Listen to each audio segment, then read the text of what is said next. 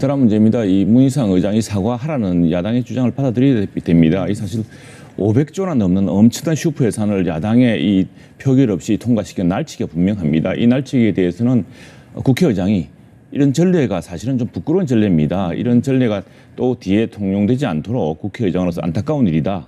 이런 일이 없도록 해야겠다는 유감 이상의 어떤 표시를 해야 됩니다. 이건 뭐 안 하겠다는 것도 아니고 이런 사과를 하라는 겁니다. 이거 말하자면 속기록 의사록에 남기자 이런 사실에 대해서 이렇게 하면 안 된다라는 것을 남기자라고 촉구하는 겁니다. 그리고 또 하나 보면은 사실은 나라가 지금 얼마나 엄중합니까? 경제는 뭐 파이낸셜 타임즈 같은 외지에서도 외국 그 경제 정통한 경제 신문에서도 50년 내에 최고 어렵다 이렇게 말이 나오고 있습니다. 또 지금 북한은 ICBM 카드를 만지작거리고 있지 않습니까? 이런 나라 안팎이 굉장히 위태로운 상황에서 지금 왜 이렇게 꼬였냐면은 공수처법 때문에 그렇습니다. 공수처법.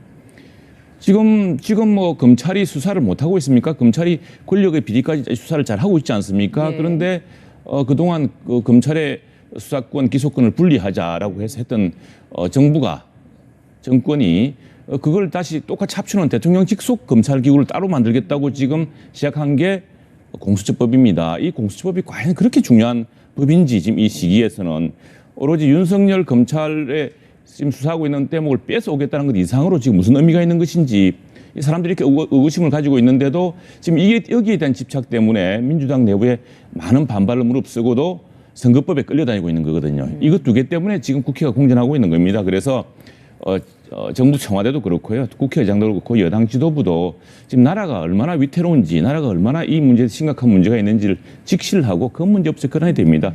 공수처법 하나로 지금 이렇게 모든 문제를 딱 틀어지고 그 민주당 내부에서도 심지어 이 상당히 문제가 있다고 생각하는 이 선거법을 지금 끌려다니고 있는 형국이거든요. 이런 질곡을 빨리 벗어나야 됩니다. 근데 거기에는 좀 다른 생각이 정말 듭니다. 터무니없는 이야기고요. 진짜 그 문제는 좀 엄격히 얘기하겠습니다. 이거 왜 법안에 왜 지금 패스트트랙 올린 법안이 사실은 문제의 시작이었습니다. 패스트트랙을 하면서 근데 바른미래당 지금 원내대표 지금 이제 원내대표 하고 있습니다. 오신환 의원이 이 법안에 반대하고 있었는데 이 의원을 빼서 다른 의원을 넣고 하면서 이런 편법을 저지르면서 시작된 패스트트랙이 지난 1년 내내 불법 사보임 말씀하십니다. 맞습니다. 예.